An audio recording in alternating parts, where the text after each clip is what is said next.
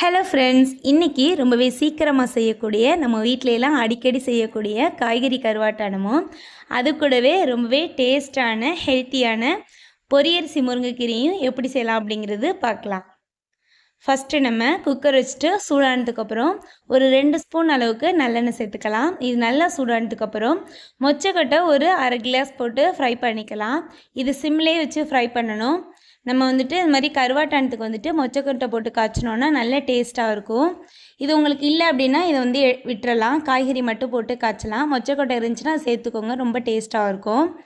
இது ஒரு 2 நிமிஷம் வரைக்குமே சிம்லேயே வச்சுட்டு நல்லா ஃப்ரை பண்ணணும். அதாவது லைட்டாக அந்த கலர் சேஞ்ச் ஆகி பொன்னிறமாக வரும், அது வரைக்கும் ஃப்ரை பண்ணணும்.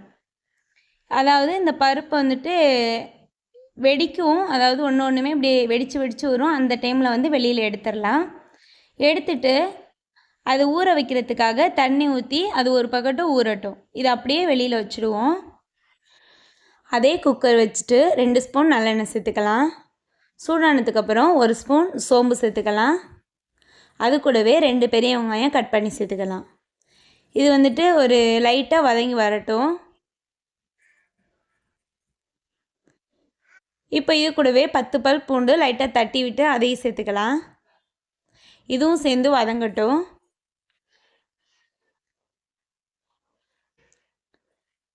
கொஞ்சமாக கருவேப்பிலை சேர்த்துக்கலாம்.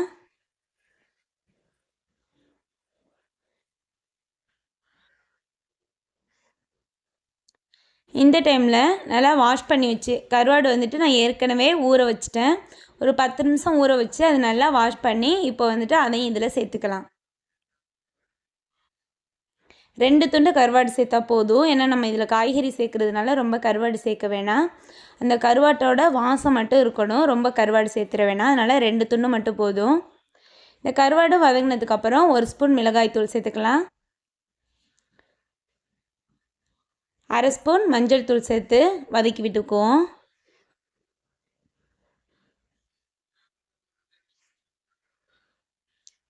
அந்த மிளகாய்த்தூள் வந்துட்டு நல்லா வதங்கினதுக்கப்புறம் காய்கறிகள் எல்லாம் சேர்த்துக்கலாம். கத்திரிக்காய் சேர்த்துப்போம், முருங்கைக்காய் சேர்த்துக்கலாம், முள்ளங்கி சேர்த்துப்போம். அது கூடவே ஒரு வாழைக்காய் கட் பண்ணி சேர்த்துட்டேன். உருளைக்கிழங்கு ஒன்று சேர்த்துக்கலாம். கொத்தரங்காய் கட் பண்ணி வச்சுருக்கேன், அதையும் சேர்த்துடலாம். நீங்கள் உங்கள்கிட்ட என்னென்ன காய்கறிகள் இருக்கோ அதெல்லாம் சேர்த்துக்கலாம். இப்போது காய்கறிக்கு தேவையான அளவு உப்பு சேர்த்துக்கலாம். இது எல்லாத்தையும் சேர்த்து நல்லா வதக்கி விடணும். நம்மக்கிட்ட இருக்கிற காய்கறிகள் சேர்த்துக்கலாம், இதில் இல்லாத காய்கறி கூட விட்டுறலாம்.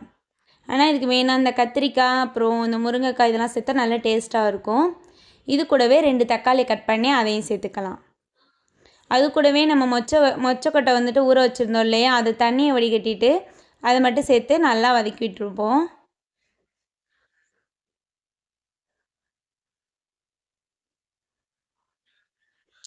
இப்போ நம்ம ஒரு பெரிய எலுமிச்சம்பழ அளவில் வந்துட்டு புளி வந்துட்டு நான் ஏற்கனவே 10 நிமிஷத்துக்கு முன்னாடி ஊற வச்சுட்டேன்.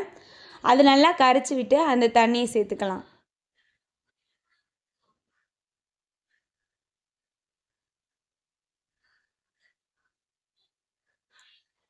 அதாவது இந்த காய்கறி மூழ்கிற அளவுக்கு தண்ணி சேர்த்தா போதும், ரொம்ப தண்ணி வேணாம். கரெக்டாக அந்த காய்கறிகள் எல்லாம் மூழ்கிற மாதிரி தண்ணி சேர்த்துக்கிட்டால் போதும். இது கூடவே குழம்பு மசாலா தூள் 2 ஸ்பூன் சேர்த்துக்கலாம்.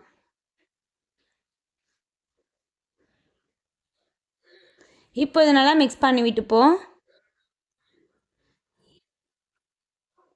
நம்ம இது வந்துட்டு குக்கரில் செய்கிறோம் அப்படின்னா சும்மா கொஞ்சம் நேரத்தில் செஞ்சிடலாம். இப்போ வந்துட்டு ஒரு மாங்காய் சேர்த்துருக்கேன். அது கூடவே ஒரு கைப்பிடி அளவுக்கு துருவின தேங்காவை நல்லா அரைச்சி அதை பேஸ்ட்டாக சேர்த்துருக்கேன். இப்போ மாங்காவையும் அரைச்ச தேங்காவையும் சேர்த்துட்டு கலந்து விட்டுருவோம். நான் வந்துட்டு மேக்ஸிமம் மண் சட்டியில் தான் செய்வேன். ஆனால் இன்றைக்கி வந்துட்டு எனக்கு நேரம் இல்லை அப்படிங்கிறதுக்காக கொஞ்சம் ஃபாஸ்ட்டாக செய்யணும் அப்படிங்கிறதுக்காக குக்கரில் போட்டிருக்கேன். குக்கரில் விட்டு ஒரு விசில் மட்டும் விட்டால் போதும், நமக்கு சீக்கிரமாகவே ரெடி ஆகிடும். நம்ம குக்கரில் செய்யும் போது கரெக்டாக ஒரு விசில் தான் விடணும். அதுக்கு மேலே விட்டால் காய்கறிகள்லாம் குழஞ்சிடும். ஸோ கவனமாக இருக்கணும். இப்போ மண் சட்டி வச்சுட்டு அதில் வந்துட்டு அரிசி ஊற வச்ச தண்ணி சேர்த்துக்கலாம். நம்ம சாதத்துக்கெல்லாம் அரிசி ஊற வைப்போம் இல்லையா, அதாவது ஃபஸ்ட்டு கழுவுன தண்ணி எல்லாத்தையும் கீழே ஊற்றிட்டு 2 தடவை கழுவிட்டு தண்ணியை கீழே ஊற்றிட்டு 3ஆவது தண்ணியை வந்துட்டு ஊற வச்சு அந்த தண்ணியில் செஞ்சுக்கலாம். தண்ணி ஊற்றிட்டு அதுக்கப்புறம் சின்ன வெங்காயம் கட் பண்ணி சேர்த்துப்போம். அது கூடவே ஒரு பச்சை மிளகாய் சேர்த்துக்கலாம். இப்போது சோம்புத்தூள் 1/2 ஸ்பூன் சேர்த்துப்போம். மஞ்சத்தூள் கொஞ்சமாக சேர்த்துக்கலாம், லைட்டாக கலருக்காக. இப்போ நம்ம ஸ்டவ் ஆன் பண்ணி விட்டுருவோம். இது நல்லா கொதிக்கட்டும். கொதி வந்துச்சு. இந்த டைமில் முருங்கைக்கீரை சேர்த்துக்கலாம். கொதிச்சதுக்கப்புறம் தான் நம்ம முருங்கைக்கீரை சேர்க்கணும். இது மாதிரி அரிசி ஊற வச்ச தண்ணியில் செய்யும் போது நல்ல டேஸ்ட்டாக இருக்கும் பொரியரிசி முருங்கைக்கீரை. அதுக்காக தான் அதில் செய்கிறோம். இப்போ கொதிச்சதுக்கப்புறம் மிக்ஸ் பண்ணி விட்டுருவோம். அதாவது முருங்கைக்கீரை, அதாவது எந்த கீரை சமைச்சாலுமே கீரை போட்டதுக்கப்புறம் மூடி வைக்கக்கூடாது. அப்போ தான் நமக்கு கீரை கலர் மாறாமல் நல்லா கிடைக்கும். இப்போ இது நல்லா வெந்து வரட்டும்.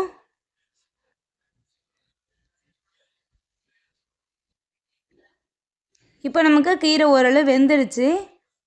கீரை வெந்ததுக்கு அப்புறமா இதுக்கு தேவையான அளவு உப்பு சேர்த்துக்கலாம்.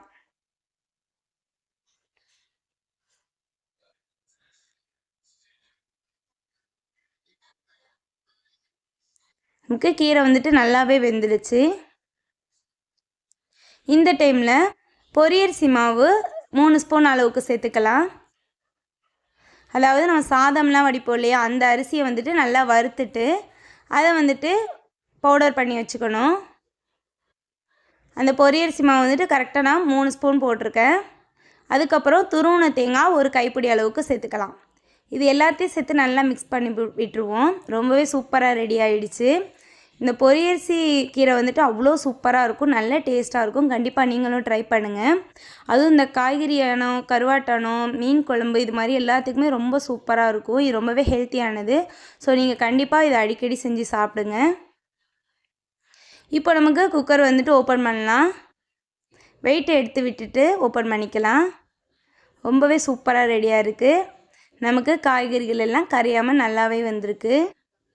நமக்கு குக்கரில் செய்யும்போது கரெக்டாக ஒரு 5 நிமிஷத்துலேயே செஞ்சிடலாம். இப்போது குக்கர் ஓப்பன் பண்ண உடனே மண் சட்டி வச்சுட்டு அதுக்கு ஆணத்தை மாற்றிப்போம். நம்ம சூட்டோட அந்த மண் சட்டியில் மாற்றும்போது அந்த மண் சட்டியோட வாசத்தில் இன்னுமே ஆணம் நல்லா டேஸ்ட்டாக கிடைக்கும். அதுக்காக தான் இது போல் சூட்டோடையே மண் சட்டிக்கு மாற்றி வச்சிட்டோம்டா இன்னும் நல்ல டேஸ்ட்டாக இருக்கும். அவ்வளோதான், நமக்கு ரொம்பவே சூப்பராக கிடச்சிருக்கு. நல்லா காய்கறிகளெல்லாம் கரெக்டாக வெந்து அழகாக கரையாமலும் நல்லா வந்திருக்கு. ஸோ நீங்களும் ட்ரை பண்ணுங்கள். உங்களுக்கு இந்த கருவாட்டானமும் பொரியரிசி முருங்கைக்கீரை வீடியோவும் உங்களுக்கு பிடிச்சிருக்குன்னு நினைக்கிறேன். பிடிக்கிறது மட்டும் இல்லை, நீங்களும் கண்டிப்பாக இதை ட்ரை பண்ணி சாப்பிடுங்க. ரெண்டுமே சூப்பராக இருக்கும். ஓகே, தேங்க்யூ, பாய்.